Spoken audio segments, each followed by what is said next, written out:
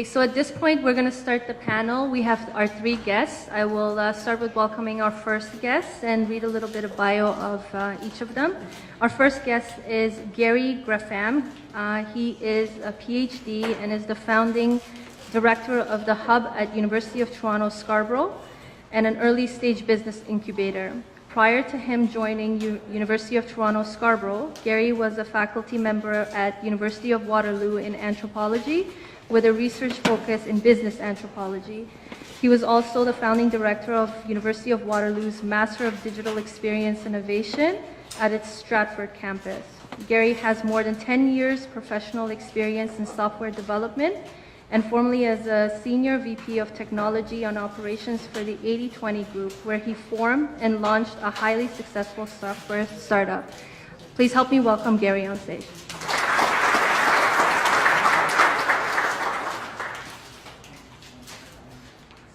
Oh, sorry. It's Gray Grafam. I do apologize for that.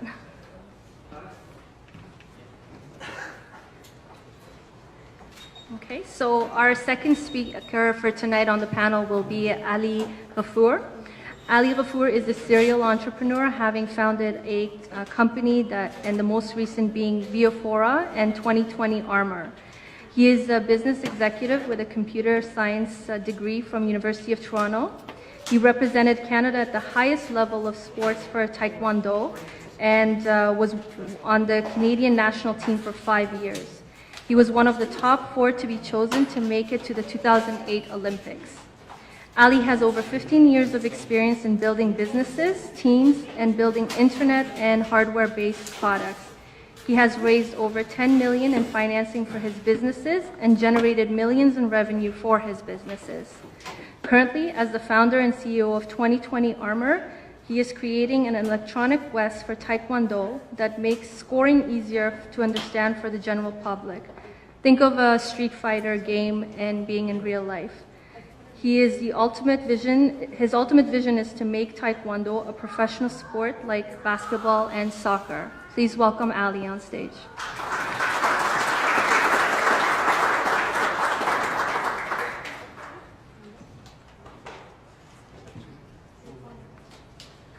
Our third speaker on the panel tonight will be Rashid Walizadeh.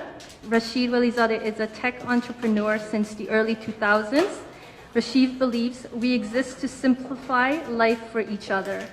He is a founder at Clients Views platform, simplifying growth with reviews. Please welcome Rashid on stage.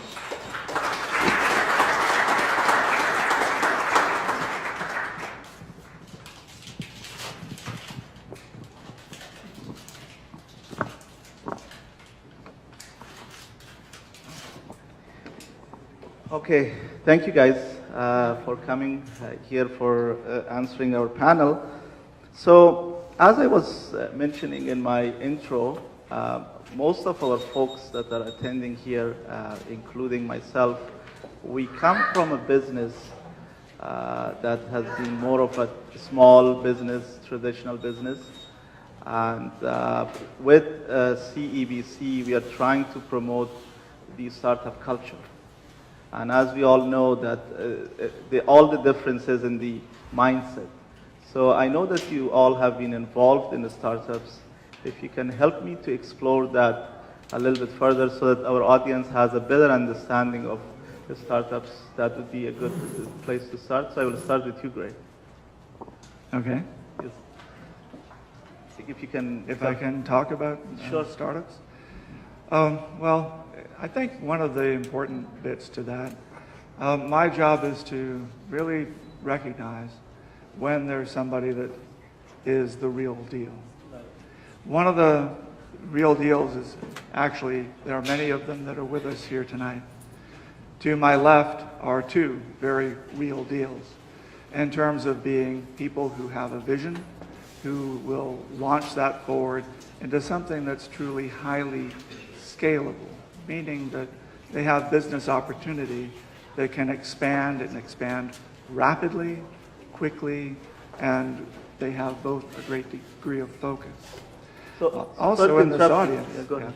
if you don't mind, Yeah, go ahead. in this audience, I've had a great evening tonight, meeting many of the entrepreneurs And I would say that I'm quite both pleased and surprised in terms of the number of people who are here who really deserve our attention and our applause. If I can mention just a few, Usman, Sharif, there's another Ali besides yourself. But it may be a very quick thing, and again, I know I'm stepping on your toes. If you are an entrepreneur, would you mind standing?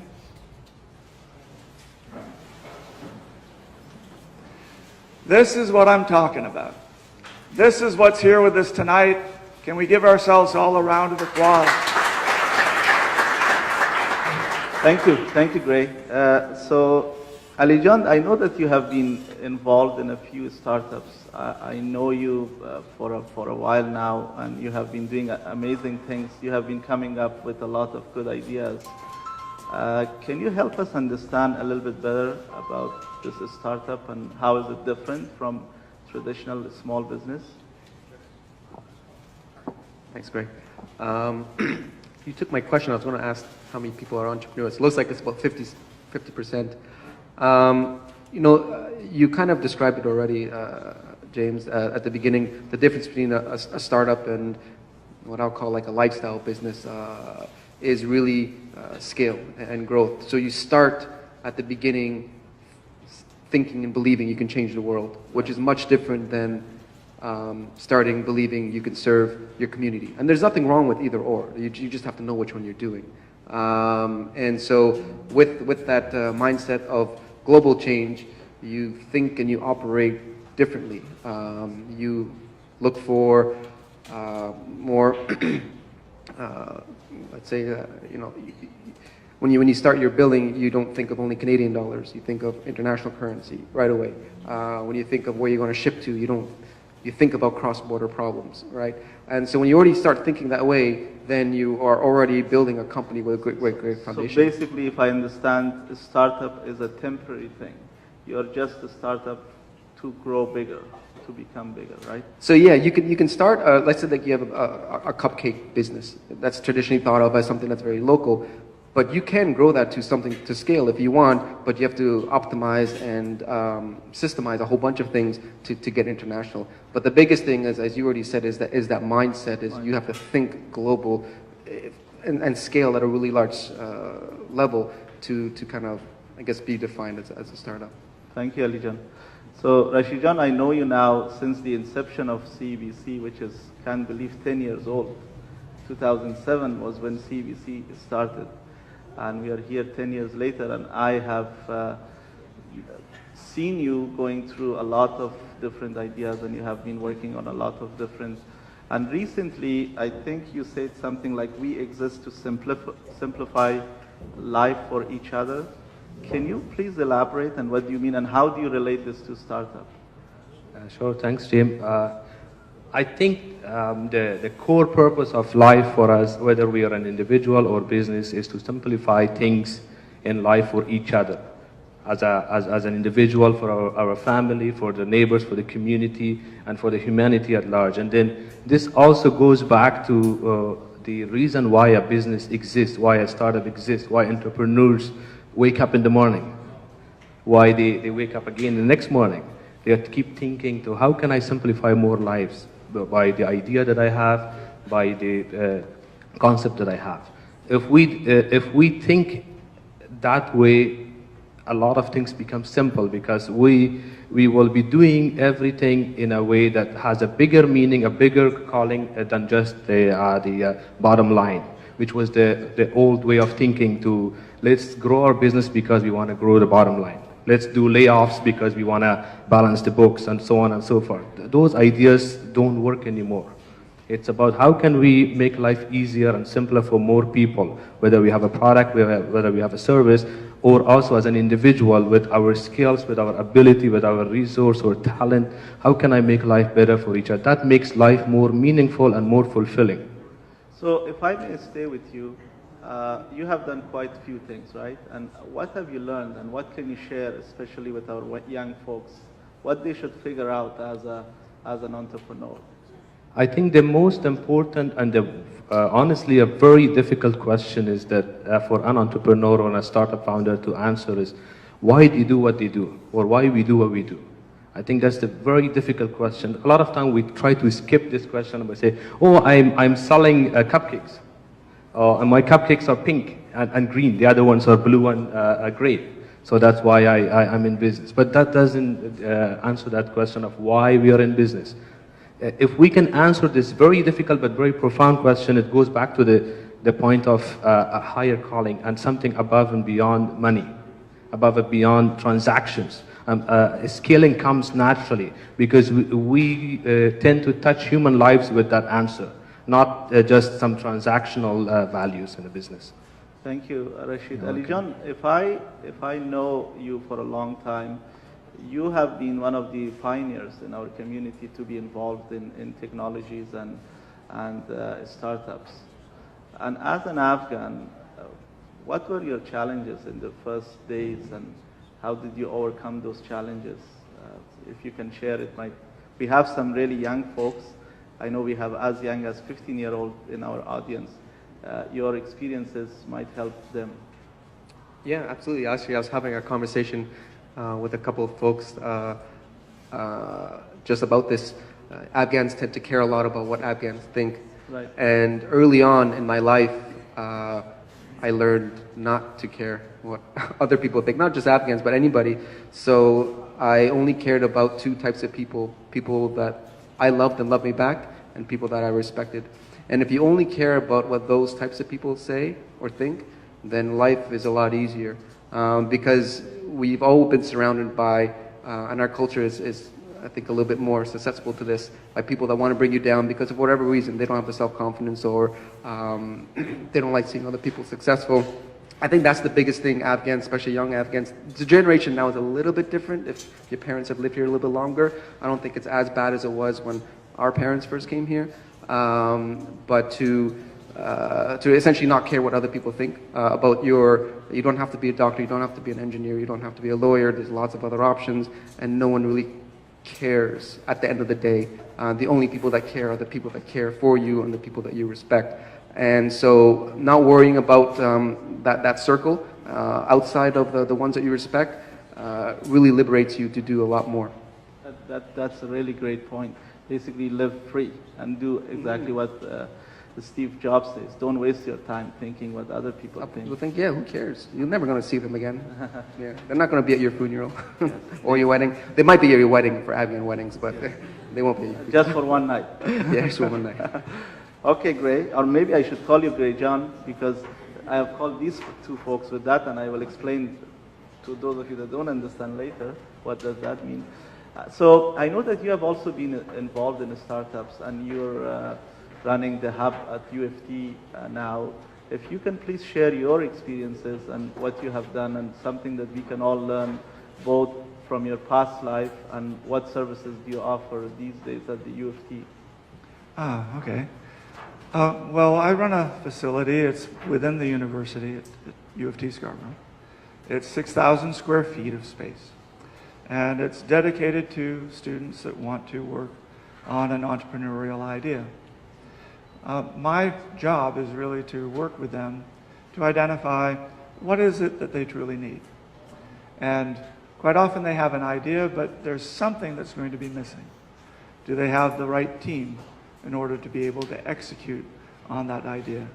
Do they have the necessary capital maybe to get the initial move of that company together? Have they isolated the problem that they're trying to really focus on?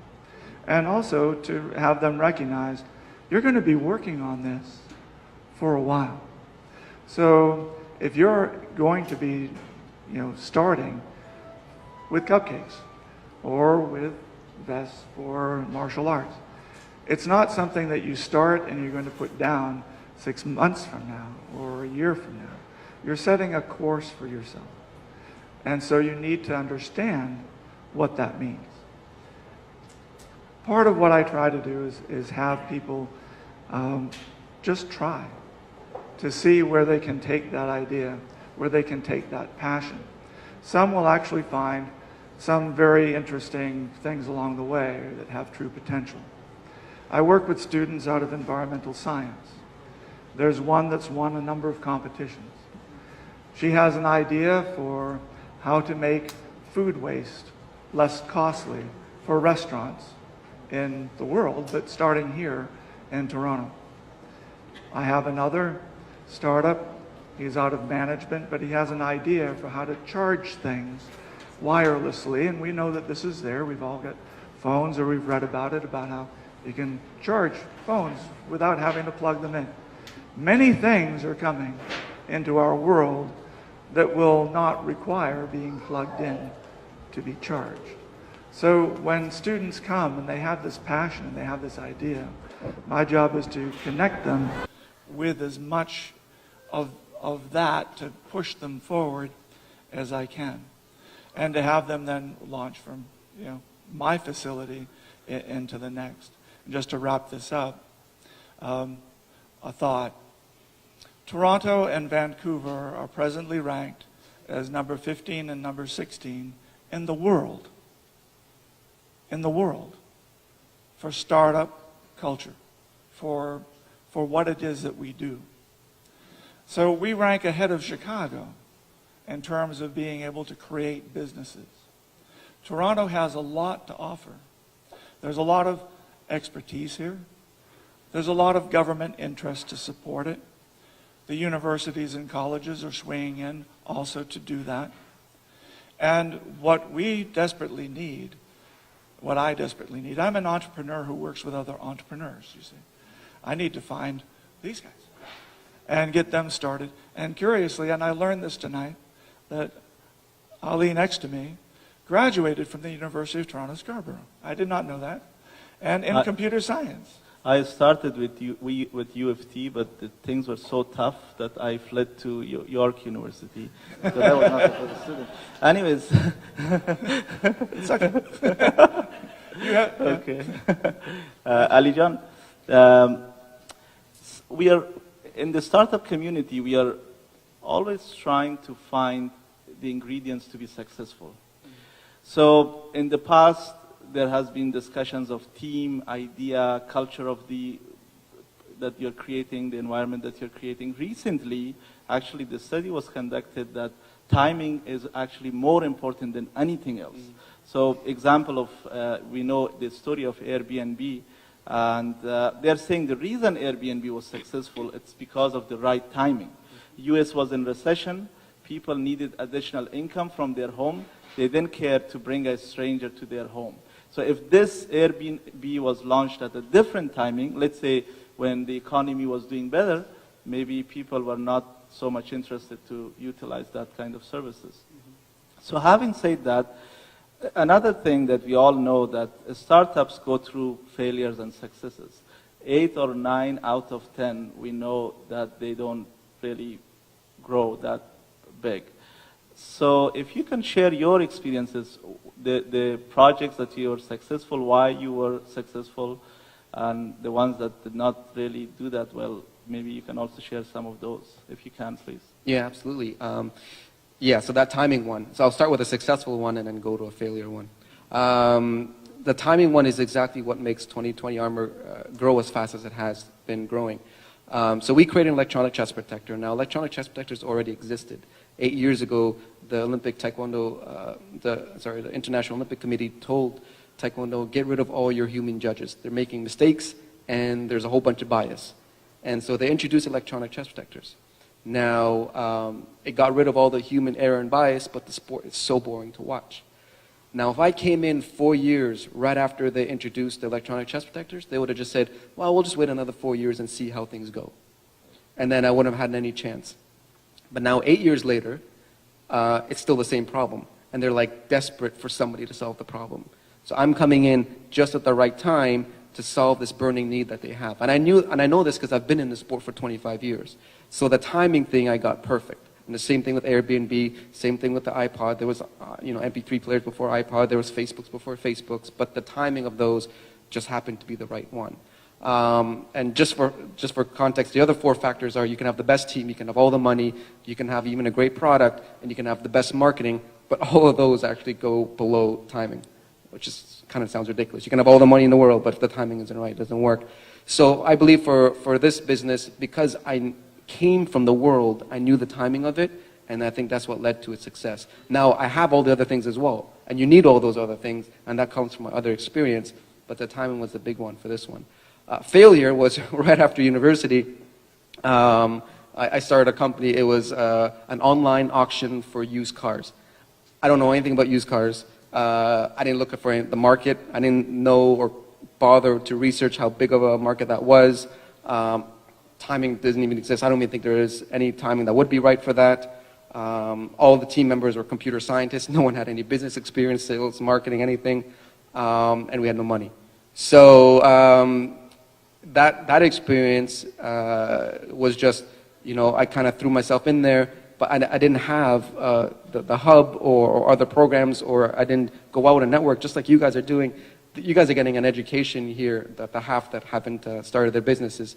So that was the thing that was missing, I feel, from that first venture. Yeah, it's interesting that you're mentioning that you started with car auction.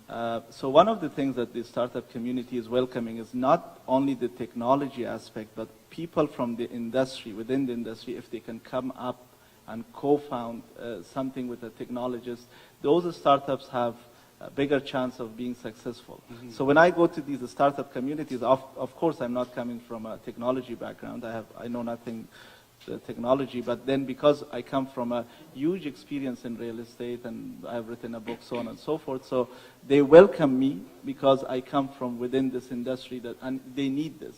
So I think the folks that are sitting here and they have a lot of experience, they can still get involved with the startup community and share those experiences because they need it.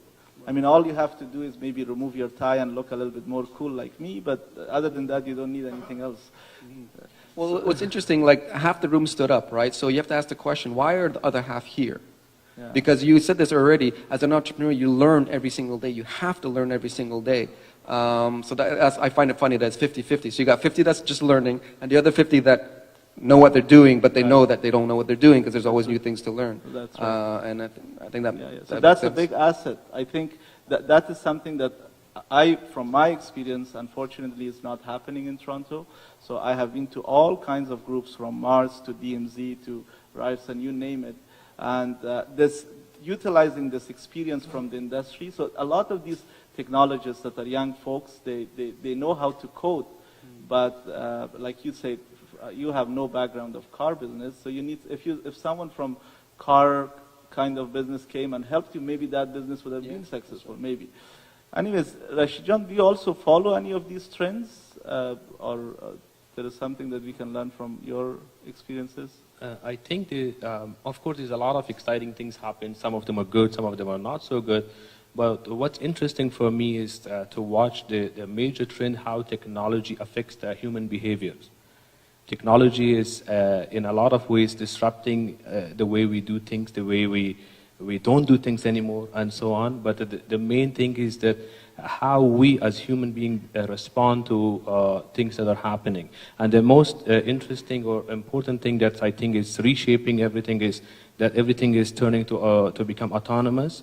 So the way we respond to be around AI environment and the way human beings are trying to handle the new normal that's going to be there for a while, that's interesting. And then the reason I'm interested in that trend is to see how we can help more of humanity by actually, like I said earlier, simplifying it. Because a lot of times technology can be great, but can also be stressful.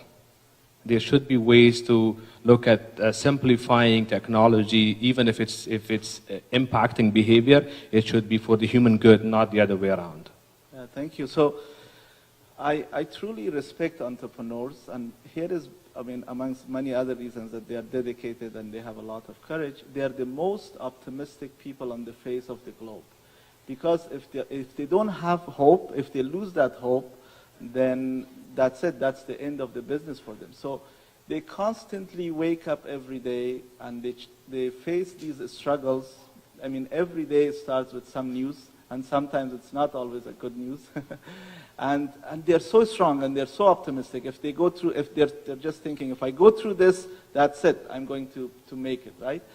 And that's why I truly respect the crowd that is entrepreneur. Hats off to them. So we all have been through challenges with our own businesses. What about yours? What challenges have you been through that you can share with, and how to cope with them? Yeah, I think I've had and I still go through a lot of challenges, but I think the most outstanding one is execution. You come as an entrepreneur, you come with a lot of ideas. You're faced with a lot of, when you come to events like here, you learn a lot of new ideas. But then how do you prioritize? How do you filter out what matters most to your most important thing or to your project? And how do you execute them? And I've had problems a lot with this because not every shiny object is worth following either. And sometimes it distracts you, it takes your focus away for a while. And my struggle has been significant in that area. So what I've done to work around this is to use technology tools as some kind of a filter for myself. For my thinking process, for my decision-making process, and also for the execution. That only things that helps to achieve the most important goal I have, I should care about, or if it's in strategy or in sales or in marketing or in developing of the business, I will only work on one thing at a time, not many things at a time. Because I noticed that when I tried to execute many things, I didn't execute anything properly. And the results were not as good. So the main thing is to focus on one thing at a time. So Ali John, I think one of the trends that is going on now, especially in the startup community, but as a whole, the business world is moving toward diversity. And diversity is a trend, and it is considered to be an asset, a huge asset, and diversity of all kinds. Now, one of them is speaking different languages, and of course, I know that you speak more than one language.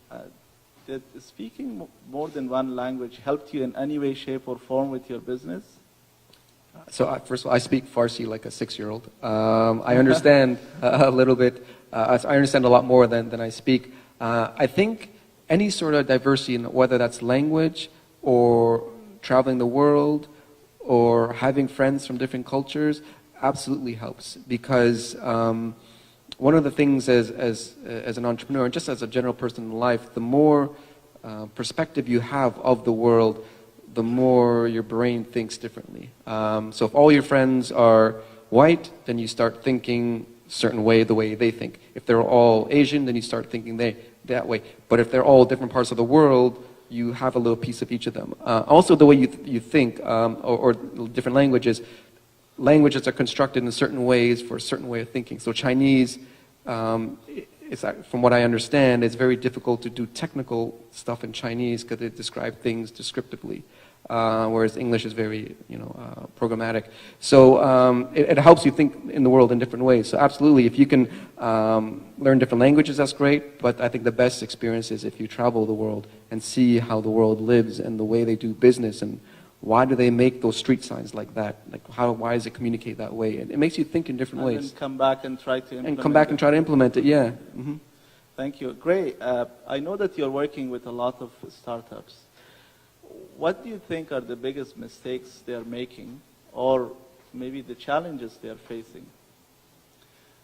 Oh, wow. That varies a good deal. I guess it's always a pleasure of youth to be overly optimistic. Mm-hmm. This, of course, can have its negative side, but it's tremendously positive, too. So sometimes they think it's maybe too easy. They think success will come around the corner. They're going to be a millionaire next year. This is going to lift off, and it's going to take off. And the mistake they make as they think that it's easier is that they don't recognize that they have to work as hard as they really have to. And every entrepreneur, and myself included, that I've ever asked this question, if you could go back, I'll ask you this question, James. You could go back and do it differently. What would be the one thing that you would really want to do differently than you have? I will tell you, this is funny. So I was telling you the story of we started the computer store. So there was a HSB bank right beside us. So there was a trust between the two partners, myself and this guy, Jack Alpoon. So, you know, when you sell computers, it's all cash. Those days, if you met me, I had cash in my this pocket, I had cash in my this pocket, I had cash in this pocket, because the average price for computers were in the range of $1,000 to $1,500, and they were all in cash. So the biggest mistake I made, and it was just two of us, and we didn't have any kind of accounting or anything, so I mixed my personal money with business money. And as a startup, and I was excited, by the way, when I was going home. I mean, oh, wow, all this money, you know, this much. So, but, you know, that's one of the biggest mistakes that I made early on. And if I have 3 more months I can code and engineer and try things. Everyone wants to get to now, if you think back, shorten that time to your first client, to making your first dollar, to pushing your business forward into getting established. So, Ali John, one of the things that is interesting that when we start a business, any kind of business, we are so optimistic that we fall in love with our own idea. We say we have the best idea, this is going to fly, as Gray was saying, I'm going to be millionaire overnight. But very soon we realize that reality is different, and you face challenges. And when you face those challenges, those of us that are, I mean, you know, strong, we try to cope with it, with those type of unfortunate scenarios, but sometimes we gave up. Have you come across moments in your business life that you want to give up? And if you did or did not, why? And how did you try to manage and handle that? Because it is quite difficult. You come and you're fed up, because if you have been an entrepreneur, you understand this, what I'm talking about. No matter what, you will go through those moments that, you know, you say, you know what, I will go back to my job, 9 to 5, earn a good living, and you know what, I will move on with life. I don't have to keep on doing this. It's crazy. So have you been through those moments? Yeah, absolutely. And I think I attribute a lot to my sport background, where you're really taught as an athlete to essentially never give up. And so part of that is managing expectations to some of the stuff that you guys were saying here. First, know that if you're going to do a startup, it's going to take about 10 years. Or if you're going to do a business, before you really hit, I think, what most people define as a big level of success. So if you start from day one knowing it's going to take 10 years, then you're not going to have disillusionment in year 2 when you're paying yourself $10,000 a year and you have to take the bus to work. That's part of what is that you've already agreed to sign off from at the beginning. So first is managing expectations. Second is, for me, I even though when you're starting a business, you don't pay yourself pretty much anything. You pay yourself just enough to get by. I have a lot of fun. I've had money and worked at bad jobs, and it's not fun. You can have the best car, you can have the best clothes, you can have the best condo overlooking the lake in the city, but if you hate your job, it's just so boring. So I've had both of those things. So I don't mind paying myself $2,000 a month and taking the subway, but traveling the world and having a vision of changing the world. Like, that to me is way more fun. And I don't care what people say about what I'm driving or what I'm wearing, because back to my original rule, I only care about two types of people. So going back to your question, are there times where you want to quit? If you frame it from the beginning properly, it doesn't really happen that often. Okay, but this is something that we all face every day as an entrepreneur.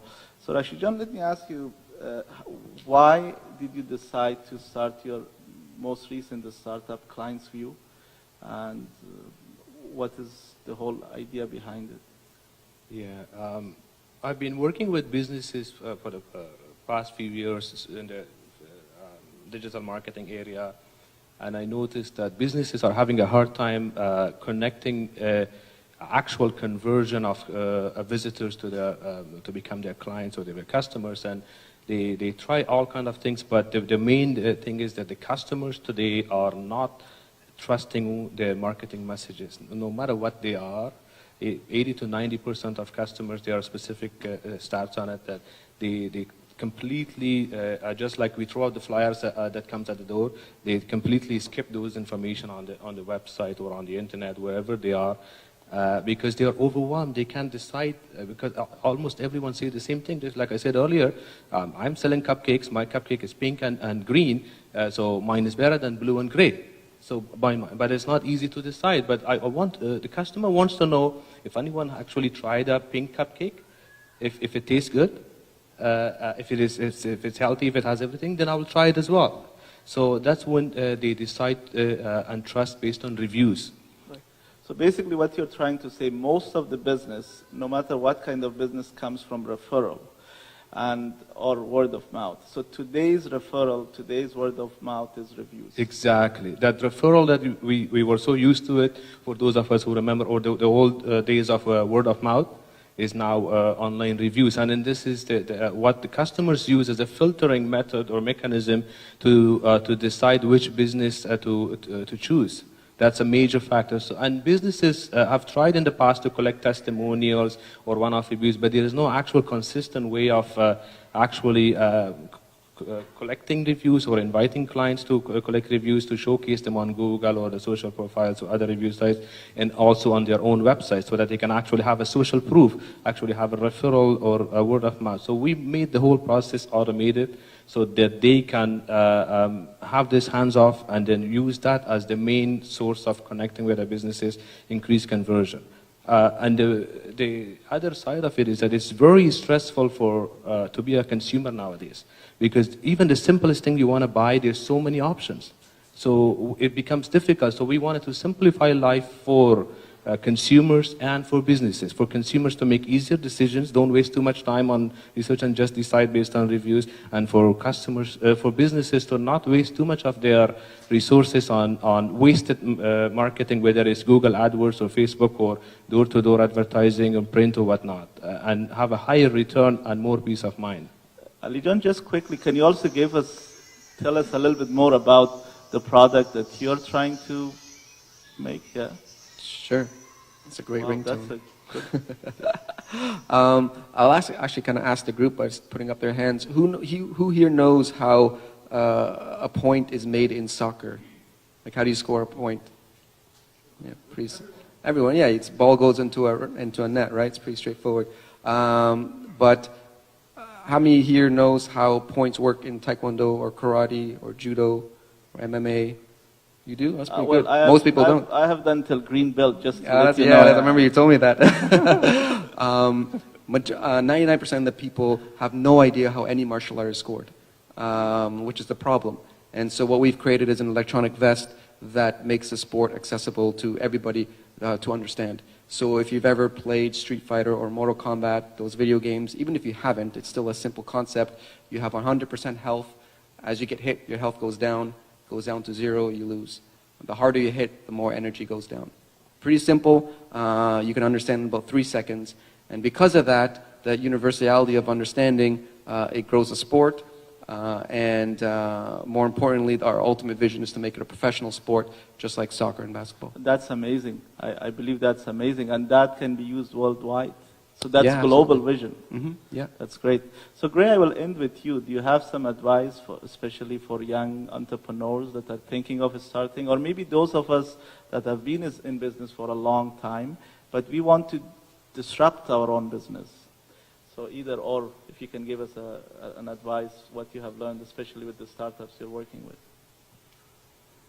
Well, it might sound trite, but don't be afraid to try. A lot of us, we hold back, or we get scared off. There was a fellow who came to me. He's worked at the university on the janitorial staff for about 20 years.